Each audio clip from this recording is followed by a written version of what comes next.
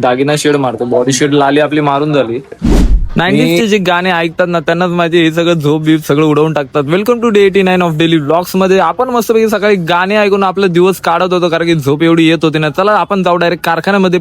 आपले painter number 1, painter number 2, painter number 3, finishing number 1, finishing number 2, Chichi भाई in the house आणि आपले प्रथमेश भाई 2 माणसाची कामं एकत्र करणारे. आणि आपण बसलो डायरेक्ट शेडिंगला. आणि आपले जे एडिटर भाई आणि आर्यन भाई ना व्हिडिओ काढतात. आणि आर्यन भाई बघा कुठं चढलेत स्पायडरमॅनचा खेळ खेळतात. आज आपण प्लास्टिक बॉडीवरती शेडिंग करणार होतो आणि ती एक बघा लाली आणि जी आपली बॉडी शेड आहे ती आपण वेगळ्या कलरची वापरतो. कोणती वापरतो तुम्ही येत्या व्हिडिओ मध्ये तुम्हाला सांगाल. लाली आपली मारून बोलतोय ते ऐका.